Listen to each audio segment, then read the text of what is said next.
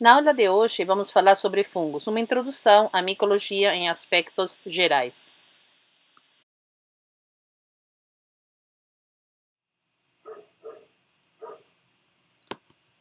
Os fungos, vou falar um resumo geral. Então são eucariotos, organismos cujas células possuem um núcleo distinto, contendo material genético celular como DNA, circundado por um envelope especial denominado membrana nuclear. Os organismos do reino fungi, eles podem ser unicelulares ou multicelulares. A gente vai ver tudo nesse vídeo. Grandes fungos multicelulares, como cogumelos, podem assemelhar-se a plantas, mas, diferentemente da maioria dessas últimas, os fungos não conseguem realizar a fotossíntese. Fungos verdadeiros têm paredes celulares compostas principalmente de substâncias denominadas quitina, e a forma unicelular dos fungos, as leveduras, são micro-organismos ovais, só que são bem maiores do que as bactérias. Os fungos mais comuns são os bolores, que formam colônias visíveis denominadas micélios. São compostas de longos filamentos, chamadas de hifas, que vão se ramificar e se entrelaçar. E o crescimento cotonoso, ou seja, que parecem algodão, algumas vezes são vistos sobre pão e frutas, são micélios dos fungos. Vamos ver, então, nessa aula, algumas dessas características. Os fungos, eles constituem um grupo de micro-organismos que tem grande interesse prático e científico.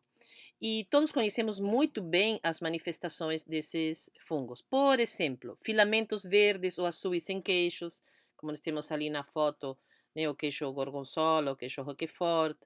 Também temos manifestação em caça, por exemplo, de colônias que são cotonosas, né, que têm aspecto de algodão, de brancas, acinzentadas, esverdeadas, como os bolores no pão, por exemplo. Também estragando frutas, verduras. Ali nós podemos ver na laranja, tangerina, no morango e na banana, tomando totalmente a banana por dentro.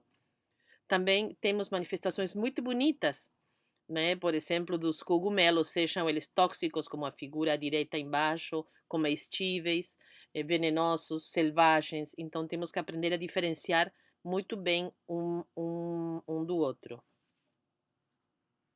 Os fungos, eles também são importantes nas fermentações industriais, como por exemplo na obtenção de bebidas como vinhos, cervejas, nos laticínios, né, como eu falei antes, queijos, iogurtes, na fermentação de pães, na obtenção de vitaminas, né, por crescimento microbiano, você consegue, né, por crescimento desses fungos, você consegue a obtenção de várias vitaminas, de vários produtos que são muito benéficos à saúde, como por exemplo a penicilina, alguns outros antibióticos, e na figurinha embaixo aqui à direita, esse pocinho branco é ácido cítrico, muito amplamente utilizado em várias áreas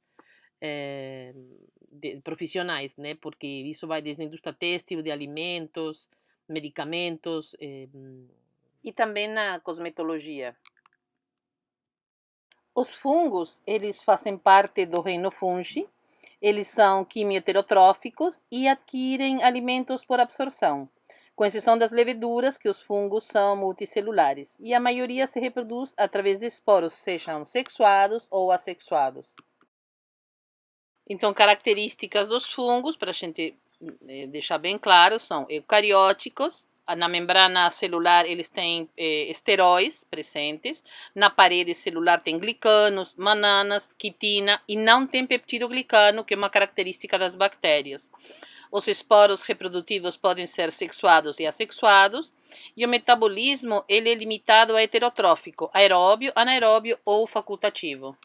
Se diferenciam das plantas por eles não terem clorofila, são filamentosos em geral e normalmente ramificados. Seu principal material de reserva é o glicogênio. As características de identificação dos fungos é que nem as bactérias, elas vão envolver vários testes bioquímicos. Mas os fungos multicelulares eles são identificados também considerando sua aparência física, incluindo características da UFC, né, da colônia, e dos seus esporos reprodutivos.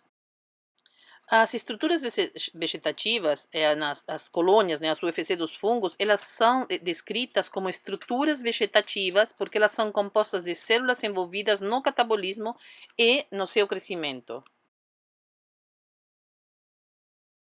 Bom, temos os bolores e temos as leveduras. Os bolores, ou fungos filamentosos, e também os fungos carnosos, podemos dizer que o talo de um fungo desses consiste em longos filamentos, que são células conectadas, e esses filamentos são chamados de hifas. Essas hifas, elas podem crescer em tamanhos enormes e utilizando, por exemplo, técnicas de fingerprinting de DNA, tem um fungo que foi bem famoso em Oregon, foi mapeada essas hifas, e um único fungo, né, um cogumelo, se estende por mais de 6,4 quilômetros quadrados. Na maioria dos bolores, as hifas elas contêm paredes cruzadas, que são chamadas de septos, que dividem as hifas em unidades, que são como se fossem semelhantes a células uninucleadas, né? Ou seja, elas têm um núcleo apenas. Essas hifas elas são chamadas de hifas septadas, né? Como podemos ver ali na figura, do lado esquerdo. E alguns poucas classes de fungos, essas hifas não contêm esses septos, apresentando como células longas e contínuas com muitos núcleos, e são chamadas de hifas cenocíticas, como no caso da figura do lado direito. Agora também, nas do lado esquerdo, que são hifas septadas, também existem aberturas nos septos, que fazem com que o citoplasma ele se torne contínuo dessas células adjacentes. Então, temos hifas cenocíticas ou não septadas, temos hifas septadas mononucleadas e temos hifas septadas bi ou multinucleadas, conforme podemos ver ali nas figurinhas. Os fungos eles podem crescer de várias formas, tanto por uma quebra, por um brotamento ou por um esporo. Nesse slide nós temos o que? O crescimento de uma hifa a partir de um esporo. Então seria um alongamento de uma extremidade e aí começa a se desenvolver a hifa e vai crescendo esse fragmento. Também pode ser quando um fragmento se quebra e ele começa a se alongar e vai gerar uma nova hifa. Nos laboratórios a gente pode fazer isso a partir de fragmentos obtidos de um talo de um fungo. Nesse slide podemos ver as hifas, ali à esquerda, e o conjunto de hifas é que formam o chamado micélio. Então, o micélio, nós temos algumas estruturas. Então, temos as hifas, então tem partes que ficam no substrato, ou na terra, ou no alimento, ou onde elas estiverem, no substrato onde eles estão crescendo, e temos estruturas aéreas, que são as estruturas reprodutoras. E as produtoras também, então, consideradas de produtoras de esporos. Temos dois tipos de micélios, o vegetativo e o reprodutivo. A porção de uma hifa que vai obter os nutrientes é o que chamamos de hifa vegetativa, que é a porção envolvida com a reprodução é a hifa reprodutiva ou aérea. Ela é chamada assim porque ela vai se projetar acima da superfície, né, do substrato, onde o fungo ele está crescendo. Então, ali nós vemos a parte da estrutura reprodutora, né, que é o micélio reprodutor, onde ele vai sustentar os esporos, que a gente vai falar mais para frente. E quando em condições ambientais, ou se tornam favoráveis, essas hifas vão crescer muito, formando uma massa filamentosa, que é o que eu falei antes, que é chamado de micélio, que é visível a olho nu. Vamos falar agora um pouquinho de leveduras. As leveduras, elas são fungos unicelulares, não filamentosos e de forma esférica ou oval. Elas se reproduzem por brotamento, formam colônias bem pastosas ou cremosas e, igualmente como os fungos filamentosos, eles são muito distribuídos na natureza. E com frequência encontramos na forma de pó branco, cobrindo, por exemplo, frutas, folhas. E as leveduras de brotamento, como por exemplo ali os Saccharomyces, eles se dividem de forma bem desigual. No brotamento, a célula parental forma uma protuberância, que seria o broto, na superfície, né, na parte externa.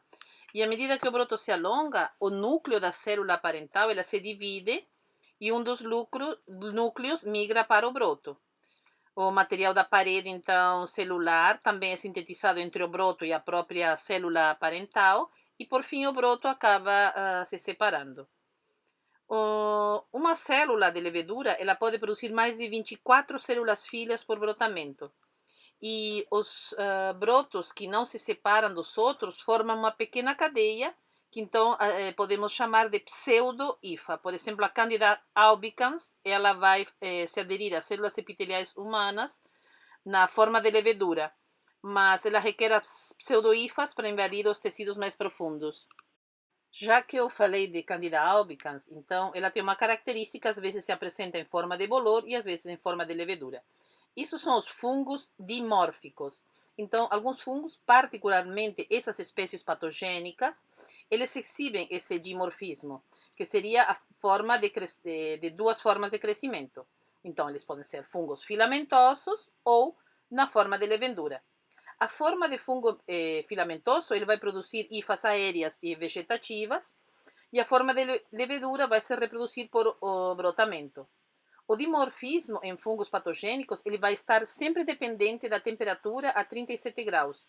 E o fungo em forma de levedura e a 25 graus na forma de bolor. As leveduras, bom, a gente falou do brotamento, mas elas podem se reproduzir assexuadamente por fissão e sexuadamente através da formação dos esporos. As leveduras de fissão, como o Schistossaccharomyces, que está ali na fotografia, eles se dividem produzindo duas novas células iguais. E durante a fissão, a célula parental alonga-se, seu núcleo se divide e as duas células filhas são produzidas.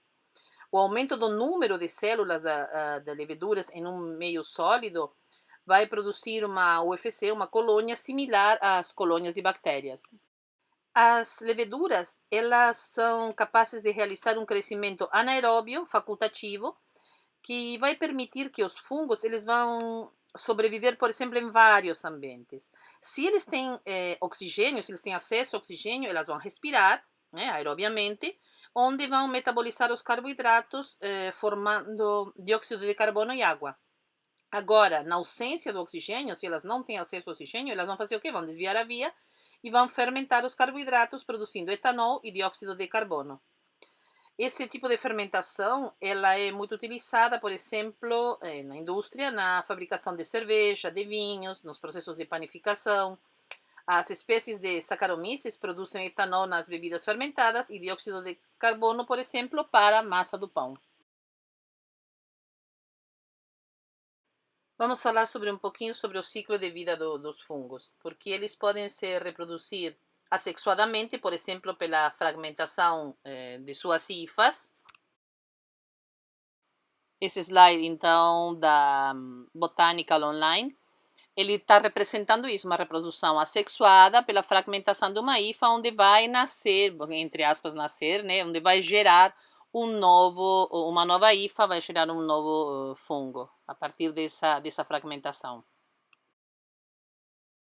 Além disso, tanto na reprodução sexuada quanto assexuada, os fungos ocorrem também pela formação de esporos. Os fungos em si, eles são identificados pelo tipo do esporo que eles formam. Há uma diferença entre bactéria e fungo em relação aos esporos. A bactéria ela produz os esporos quando ela está em condições que podem gerar um perigo à sobrevida delas, né? A vida delas. Então elas vão esporular para garantir a sua espécie. Não chega a ser uma reprodução sexuada ou assexuada. Já nos fungos, eles um esporo ele pode ser formado por um fungo filamentoso e o mesmo vai se separar dessa célula parental e vai germinar, deixando a outra parte também viva, originando um novo fungo. Já no caso da bactéria, ele mataria, ocorreria uma lise celular após a liberação do esporo. E no fungo, o esporo, então, ele é um esporo reprodutivo e o segundo organismo ele vai crescer a partir desse esporo. Os esporos dos fungos eles também sobrevivem por períodos extensos em ambientes secos ou quentes, mas não têm a mesma resistência e longevidade que têm os endosporos bacterianos. Os esporos eles são formados a partir das hifas aéreas de diferentes maneiras, né? Vai depender da espécie. Os esporos dos fungos podem ser assexuados ou sexuados, sendo os assexuados formados pelas hifas de um organismo e os esporos eles germinam, tornando-se organismos geneticamente idênticos ao parental. Os esporos sexuados resultam da fusão de núcleos de suas linhagens opostas de cruzamentos de uma mesma espécie do fungo, sendo produzido com menor frequência do que o esporo assexuado. E os organismos que crescem a partir dos esporos sexuados, eles apresentarão características genéticas de ambas as linhagens parentais. E os esporos, eles têm uma considerável importância na identificação dos fungos, por eles serem desses dois tipos, sexuados e assexuados. Vamos ver então essas duas reproduções, assexuada e sexuada. Nos esporos assexuados, eles são produzidos por fungos por mitose, com uma posterior divisão celular. E não há fusão dos núcleos entre células. São dois tipos de esporos assexuados produzidos por um fungo. Um tipo é o conidiosporo, ou conídeo, que é um esporo unicelular ou multicelular que não é envolvido por uma bolsa. Depois eu vou mostrar algumas fotos. Os conídeos são produzidos em cadeias na extremidade, que são os conidióforos. Esses esporos são produzidos pelo penicillium e pelo aspergillus. Os conídeos, formados pela fragmentação de uma hifa septada em uma célula única, levemente espessa, são chamadas de artroconídeos. É uma espécie que produz esses esporos é o Coccidioides imitis. Outro tipo de conídeo é o blastoconídeo, que é formado a partir de um broto que é originado de uma célula parental. Esses esporos são encontrados em algumas leveduras, também como a Candida albicans e como o Cryptococcus. Um clamídio-conídeo é um esporo de paredes espessas, formado pelo seu arredondamento e alargamento no interior de um segmento de uma hifa, por exemplo. Um fungo que produz um clamídio-conídeo é a levedura, a Candida albicans. Outro tipo de esporo sexuado é o sporangiosporo, que é formado no interior de um esporângio, ou bolsa, na extremidade de uma hifa aérea, chamada de esporangióforo. O esporângio ele pode conter centenas de esporangiosporos, e esses esporos são produzidos, um exemplo, pelo Rhizopus. Do outro lado, os esporos sexuados resultam da reprodução sexuada, que consiste em 3 etapas ali no slide escritos: a plasmogamia, a cariogamia e a meiose. Ali no centro em cima, né, a plasmogamia, então o núcleo haploide de uma célula doadora mais penetra no citoplasma de uma célula receptora menos. A cariogamia, então seguindo as flechinhas, os núcleos mais e menos, eles vão se fundir formando um núcleo cigoto diploide. E na meiose, o núcleo diploide vai originar um núcleo haploide, esporos sexuados, dos quais podem ser recombinantes genéticos.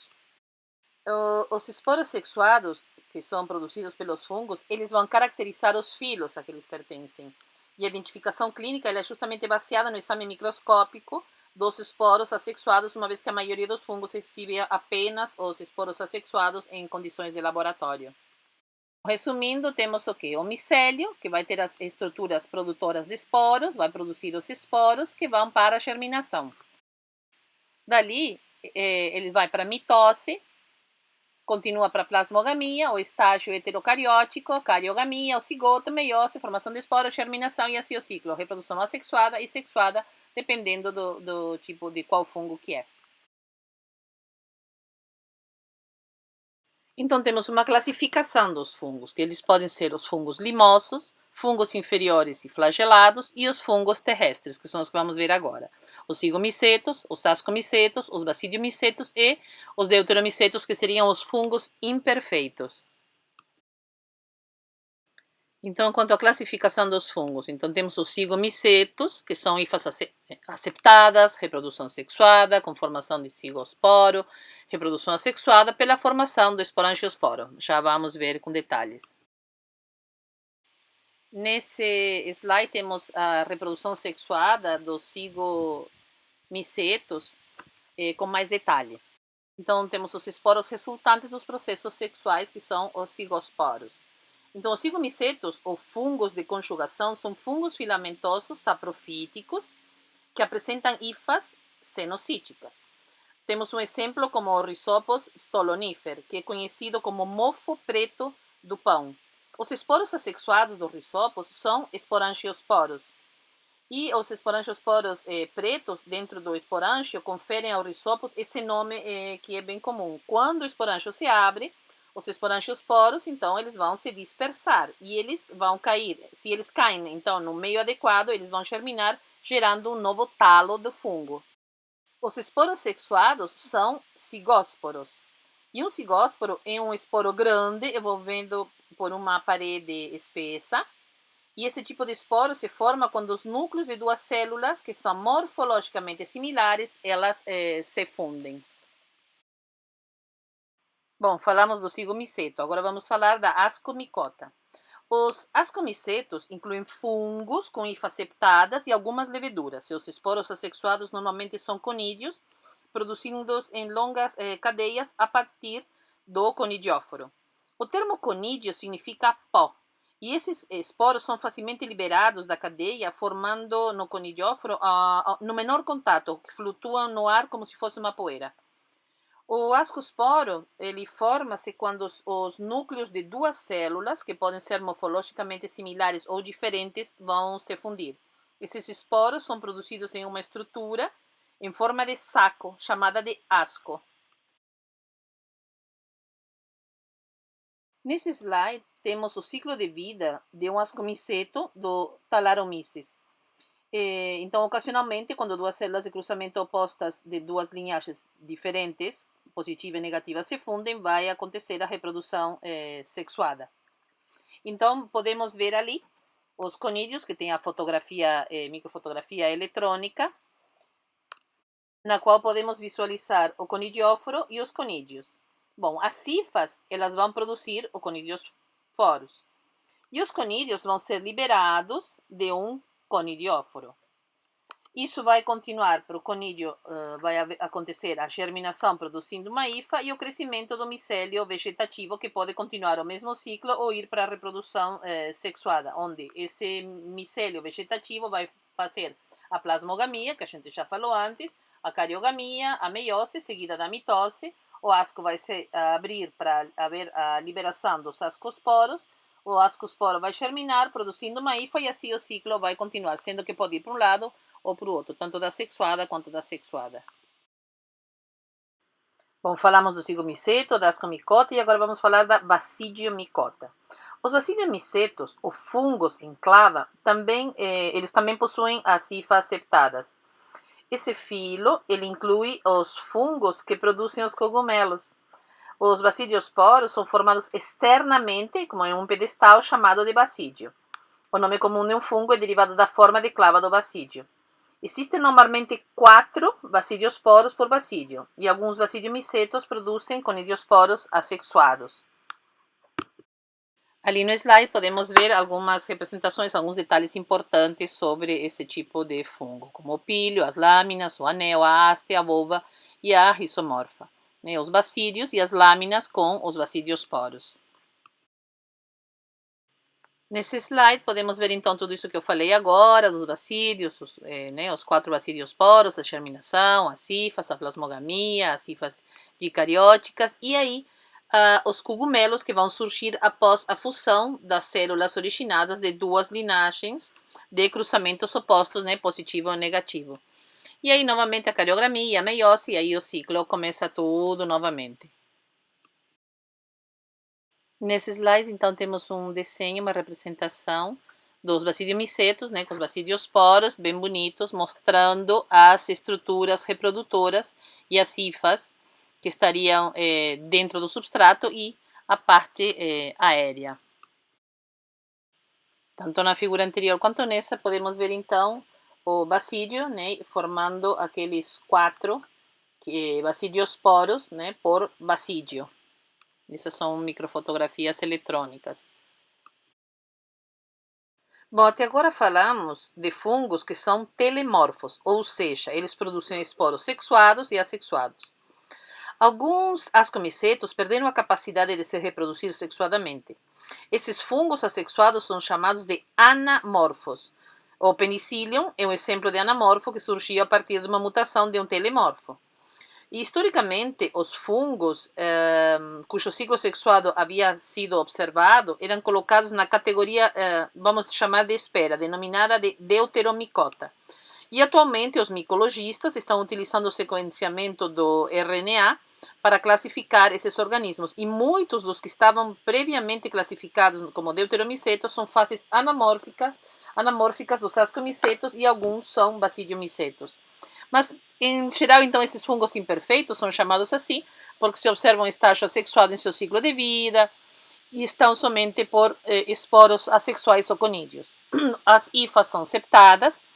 E entre os genos os economicamente mais importantes, como eu falei antes, tem o penicillium e também o aspergillus, e já vamos ver alguns exemplos do porquê.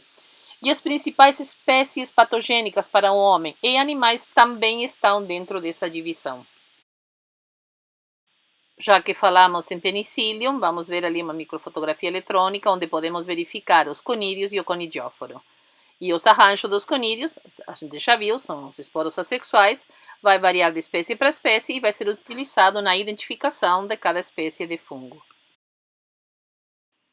Duas fotografias eletrônicas de conídeos para vocês verem a beleza dos fungos. Vocês podem pesquisar, está ali embaixo a referência de onde que eu peguei. Bom, os fungos, eles podem ter muitas utilidades, mas muitas, e a gente vai falar sobre algumas delas. Também causam doenças, vamos conversar também. Mas tem uns que têm utilização para consumo humano e são maravilhosos, todos nós gostamos, embora também tem uns que te deixam doidão. Então, temos ali alguns exemplos de fungos de consumo humano, como, por exemplo, o champignon Paris, porque champignon é fungo em francês, então é champignon Paris, que seria o nome correto, a trufa, caríssima, a morchela, o shiitake e vários outros fungos que também são utilizados para consumo humano. Esses são apenas para dar água na boca, maravilhosos, cogumelos comestíveis. Bom, também temos problemas causados por fungos. Então, as doenças fúngicas são qualquer infecção, né, fúngica, ela é chamada de micose. E elas geralmente são infecções crônicas, ou seja, de longa duração, já que os fungos crescem bem devagar. E as micoses elas podem ser classificadas em 5 grupos, de acordo com o grau de envolvimento tecidual e o modo de entrada desse fungo, que pode ser então sistêmica, subcutânea, cutânea, superficial ou oportunista. As infecções sistêmicas são infecções profundas no interior do corpo e não se restringem a nenhuma região particularmente. Elas podem afetar vários tecidos e órgãos. As micoses sistêmicas são causadas normalmente por fungos que vivem no solo. E os esporos eles são transmissíveis por inalação. Essas infecções, em geral, se iniciam nos pulmões e em seguida vão se disseminar para os outros tecidos. Não são contagiosas entre animais e seres humanos ou entre os indivíduos. As micoses subcutâneas são as infecções fúngicas localizadas abaixo da pele, causadas por fungos saprofíticos, que vivem no solo e na vegetação. A esporotricose é uma infecção subcutânea que normalmente é bem conhecida por ser adquirida por jardineiros e fazendeiros. A infecção ela vai ocorrer pela implantação direta dos esporos ou fragmentos do próprio micélio em uma perfuração da pele. Bom, as infecções cutâneas, então, são os fungos que afetam apenas a epiderme, cabelo e unhas, que são chamados de dermatófitos, e suas infecções são denominadas dermatomicoses ou próprias micoses cutâneas. Os dermatófitos, eles secretam queratinase, enzima que vai degradar a queratina, a proteína encontrada no cabelo, na pele e nas unhas. A infecção cutânea ela é transmissível entre os seres humanos ou de um animal para o ser humano por contato direto ou contato com fios ou células epidérmicas que estão infectadas. Por exemplo, tesoura de cabeleireiro, pisos de banheiro, toalhas, pentes, escovas de cabelo. Quanto às micoses superficiais, esses fungos que causam as micoses superficiais estão localizadas ao longo dos fios do cabelo e das células epidérmicas superficiais, e são prevalentemente em climas tropicais.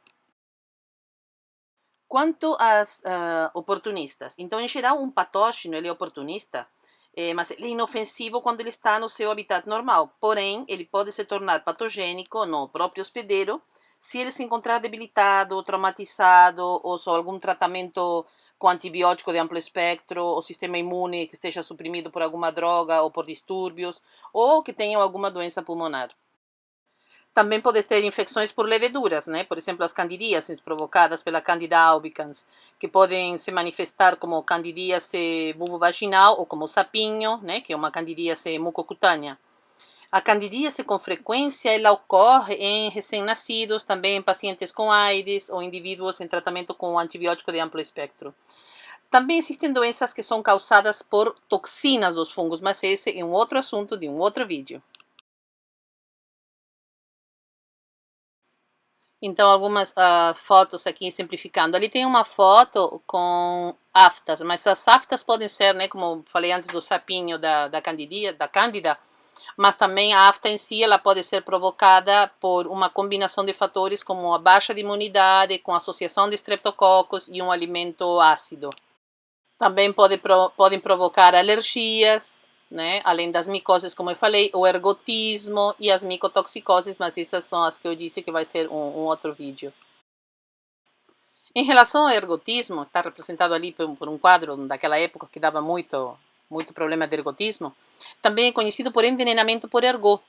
É um envenenamento por cravagem ou fogo de Santo Antônio, assim conhecido, e é causado por uma toxina pela ingestão de produtos que estejam contaminados com o esporão do centeio, que é o Claviceps purpúrea, que é um fungo contaminante, que, né, contamina, óbvio, o centeio, também outros cereais, e pelo uso excessivo ou mal orientado de drogas derivadas da ergolina. O fungo, ele biosintetiza uma classe de metabólitos secundários alcaloides, né, que seriam os derivados da argolina, e dependendo das suas estruturas químicas, eles exercem uma atividade no sistema nervoso central e ou vasoconstrição. Os sintomas do ergotismo são depressão e confusão mental, hipertensão, bradicardia, vasoespasmos, né, com perda de consciência e cefaleia, cianose periférica, ou seja, mãos e pés pálidos, com claudicação, podendo levar ainda até coma ou a morte.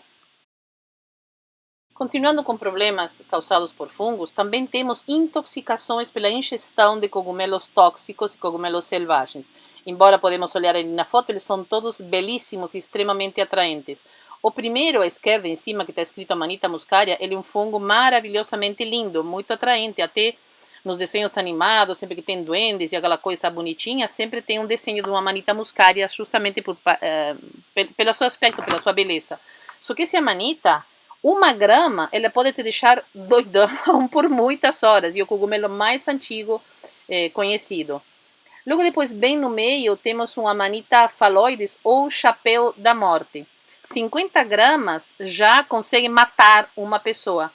O Papa Clemente VII, ele morreu após comer um cogumelo, porque às vezes é muito fácil confundir cogumelos tóxicos com cogumelos comestíveis, e antigamente não se conhecia também para fazer essa diferenciação. Esse é um outro cogumelo, um outro amanita, mas é uma amanita cesárea. Ele não tem no Brasil, mas ele faz o maior sucesso na Europa, e ele pode ser consumido cru, em salada, sem nenhum perigo de intoxicação. Não é tão bonito quanto o outro amanita, mas esse não tem problema nenhum em ser consumido. Continuando em problemas causados por fungos, eles também podem provocar doenças e intoxicações em animais domésticos, doenças em plantas. Eles também contribuem na natureza com a decomposição de madeiras, de tecidos, couros, alimentos e produtos naturais. Claro, contribuem em alguns aspectos, né, nas transformações da natureza, mas também causam estragos dependendo do que for. Aqui umas fotos para exemplificar. Doenças em uvas, maçãs, peras, né, em algumas frutas da plasmopora, espécies de plasmopora, enfim. Então podemos visualizar ali as frutas sendo invadidas pelos fungos. Mais exemplos aqui, como por exemplo a ferrugem branca na batata doce, pela Phytophthora infestans, ou o Trichophyton, né, espécies como, por exemplo, o pé de atleta, né, a frieira. Então tem ali umas fotografias para ilustração. As fotos têm todas as referências que vocês podem também procurar as notícias e outras fotografias se quiserem pesquisar. Aqui temos umas fotografias do Aspergillus flavus em placas e microfotografias eletrônicas. Ele é realmente muito bonito, mas muito perigoso. Para sabermos sobre as micotoxicoses provocadas pelos Aspergillus flavus, então vamos assistir à aula de micotoxinas, que especificamente para falarmos sobre isso. E nesse slide temos sobre a Candida albicans também fotografias em placa e fotografias eletrônicas. Então, o famoso sapinho ou candidíase é provocada por esta levedura, que também, lembram que a gente comentou que tem esse duplo, esse dimorfismo, né? O bolor ou levedura, mas normalmente apresenta assim com esse formato de levedura em placa. Bom, falando de um lado bom, sobre a utilização dos fungos em processos industriais. Temos alguns gêneros que são utilizados na indústria, como, por exemplo, Saccharomyces, que vai fazer as fermentações alcoólicas, o Aspergillus, por exemplo, com produção de saquê, ou molho de soja, né, o shoyu, o Penicillium, que vai fazer a produção de antibióticos e queijos, o Mucor, com produção de enzimas, Rhizopus, também com produção de enzimas, e vários assuntos que já vamos ver alguns exemplos. Esse fungo é o Penicillium notarum. Temos uma microfotografia eletrônica à esquerda e à direita em placa. Ele é bem conhecido por ser o produtor de penicilina. No final da aula, no último vídeo, a gente vai falar sobre a descoberta da penicilina. Aqui dois fungos utilizados para a produção de enzimas, mas em relação ao Penicillium crustosum, ele é um fungo aço esverdeado, aço acinzentado, que pode causar deterioração em alimentos também, que principalmente os que são ricos em proteínas, como carnes e queijos. É identificado pelos complexos conidioforos, né, que são bisseriados e produzem esporos assexuados. Podem crescer a temperaturas bem baixas, eles são psicrófilos, e também em locais com baixa atividade d'água. Eles são importantes porque eles produzem micotoxinas, né? Como eu falei, isso nós vamos ver num outro vídeo, numa outra aula. E alimentos, então, estragados por causa desse fungo, eles podem causar alguns sintomas neurológicos transitórios, como tremores. E em cães, os sintomas, eles podem incluir vômitos, convulsões, tremores, ataxia e até taquicardia. Bom, o Rhizopus, né, além de produtor de enzimas, né, na área industrial, ele é um gênero de fungo saprofítico que é comum em plantas e também parasitam animais. São encontrados numa ampla variedade de substâncias, enfim, em frutas, vegetais maduros, também contaminando geleias, xaropes, couro, pão, amendoim, tabaco. Eles são multicelulares, algumas espécies de Rhizopus são oportunistas, né, causando infecção fúngica oportunista da zigomicose humana. E também podem ser fatais. As infecções por Rhizopus, eles podem ter uma complicação da cetoacidose diabética. E esse gênero é bem difundido e inclui pelo menos 8 espécies. Eles crescem como hifas filamentosas, geralmente não têm paredes cruzadas, ou seja, eles são cenocíticas.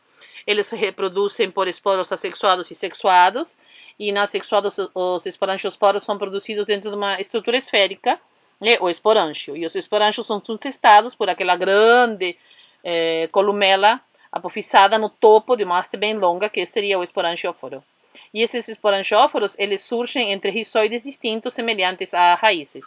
Nessa reprodução sexuada, o cigósporo oscuro é produzido no ponto em que dois micélios vão se fundir, né? E após a germinação, o cigósporo ele produz as colônias que são geneticamente diferentes de qualquer um dos pais, como a gente falou antes.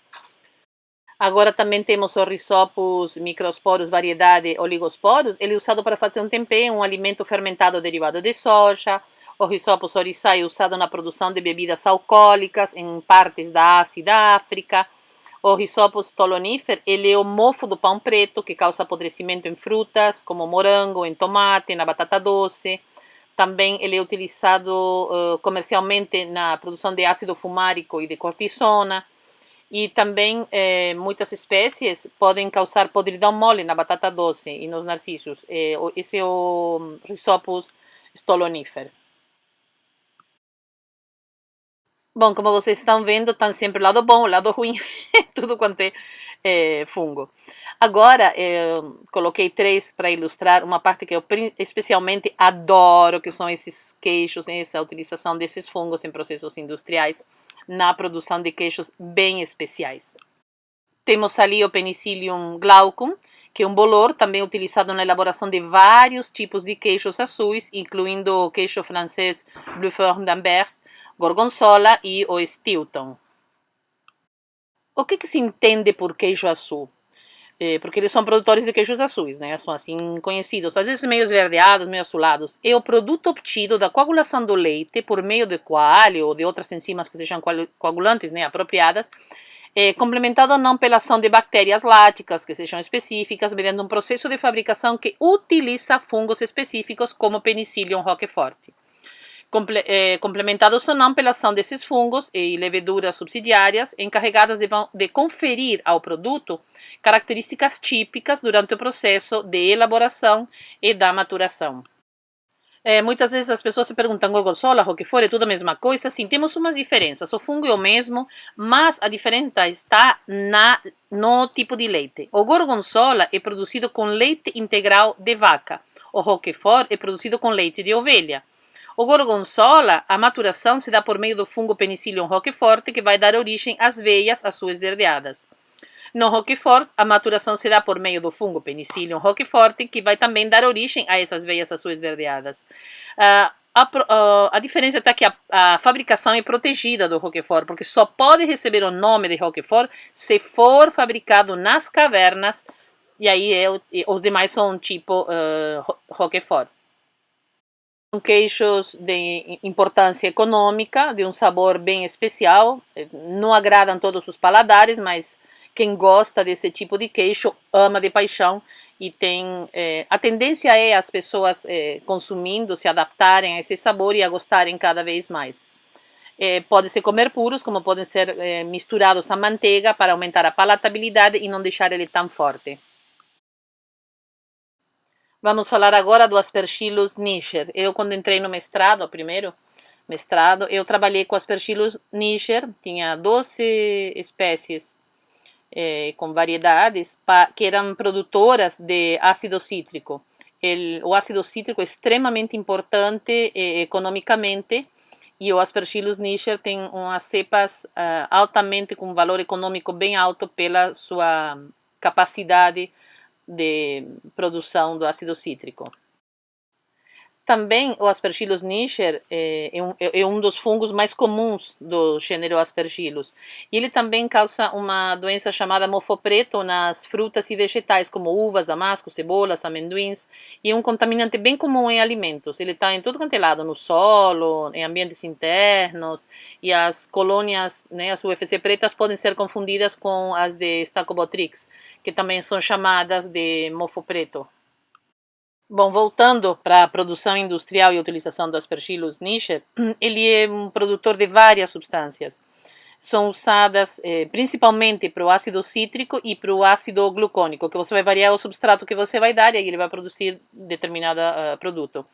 E elas foram avaliadas como aceitáveis para a ingestão diária pela Organização Mundial da Saúde.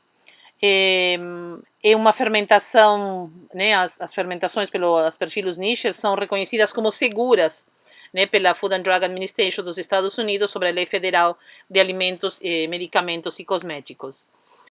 Muitas enzimas úteis são produzidas fazendo a fermentação industrial de Aspergillus niger, por exemplo, a glucoamilase, é usada na produção de xarope de milho com alto teor de frutose e as pectinases, que são usadas na cidra e na clarificação de vinhos. A alfa-galactosidase é uma enzima que quebra certos açúcares complexos e é um componente do obeano e de outros produtos que diminuem a flatulência. Outro uso também do Aspergillus niger na área de biotecnologia é a produção de variantes contendo isótopos magnéticos de macromoléculas biológicas para análise de RMN. Também é cultivado para a extração da enzima glicose oxidase, usada em projetos de biosensores de glicose devido à sua alta afinidade para beta-D-glicose.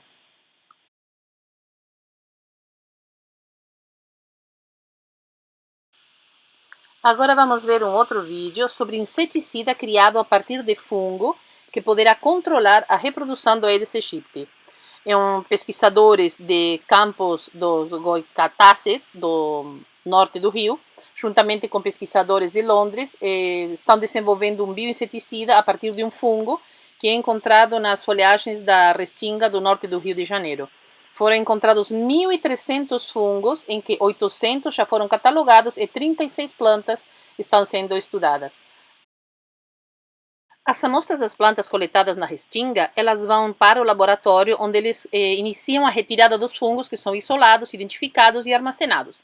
Aí eles são selecionados para o teste biológico contra o mosquito transmissor da dengue, que é o Aedes aegypti. Até o momento, um dos fungos catalogados, ele apresentou um resultado positivo para a pesquisa e está diminuindo o crescimento das larvas do mosquito. Os pesquisadores acham que uma das vantagens da pesquisa será a maior eficiência do bioinseticida, já que o mosquito está se tornando imune aos inseticidas comuns. E outro ponto positivo da utilização de bioinseticidas é a menor toxicidade, que não irá prejudicar o meio ambiente, diretamente o que acontece com os produtos químicos, né? É bem diferente do que acontece com isso. E além disso, o inseticida biológico ele pode ser utilizado no combate a outras doenças como febre amarela, né, que também pode ser transmitida pelo mesmo vetor da dengue. A pesquisa ganhou apoio da Universidade de Bath, onde cientistas iniciaram o sequenciamento do DNA dos fungos encontrados na restinga do litoral do Rio de Janeiro e Espírito Santo. Esses estudos vêm apenas comprovar mais uma vez a riqueza da biodiversidade encontrada no Brasil, que ainda precisa ser bem mais estudada, pois com certeza nosso país ele tem uma vasta fauna, flora, rica em bioativos ainda desconhecidos. O Brasil é rico em tudo, gente. Eu tinha colocado o vídeo a seguir dessa minha fala, mas foi bloqueada pela Globo e não posso colocar o vídeo. Então eu retirei e deixei apenas o link, que vocês parem o vídeo, copiem e tentem assistir, porque vale a pena. Assim como os outros vídeos que eu vou falar daqui a pouquinho, tá? Mas vale a pena assistirem. Agora eu vou passar um vídeo em relação a fungos podem ser a solução para a lavoura de soja. Vou passar um vídeo que passou na Globo, achei muito interessante, onde mostram que o fungo não vai atacar a planta ou humanos e é 70% eficaz nos testes de controle da lagarta da lavoura. É um produto com potencial substituto de inseticidas químicos, pois apresenta um bom resultado. No mercado brasileiro já tem bioinseticidas, mas nenhum com eficiência tão semelhantes aos inseticidas químicos. Então, vamos ver o vídeo. Bom, também tive que retirá-lo, então ali vocês têm o link, por favor, desculpem, tem que copiar. Parem o vídeo, copiem e assistam, porque é bem interessante também, tá bom?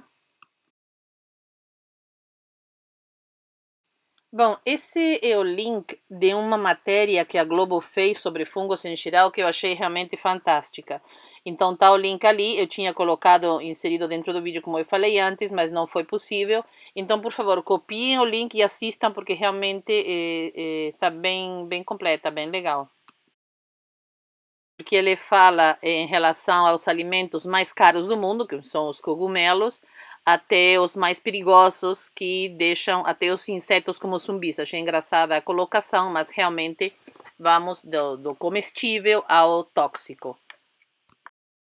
Também eles mostram como mudou a história da humanidade em relação aos fungos, em função de toda a história do surgimento da penicilina, mostram nos bosques várias características, enfim, por exemplo, do maior ser vivente do planeta, que é um fungo. Então assistam por favor, essa matéria, que ela é muito legal. Obrigado por assistirem essa aula de fungos. Apenas foi uma introdução, porque nós podemos abrir uma grande gama de assuntos em relação a fungos. Então, sobre micotoxinas, a gente vai ter outra aula, tem uma aula EAD e vamos fazer um vídeo também para vocês. Também temos a parte de micoses, e toda a parte de produção, toda a parte benéfica. Então, são vários aspectos e vários vídeos que ainda estão em construção. Muito obrigada por assistir até aqui e até o próximo vídeo. A seguir, o slide com as referências bibliográficas.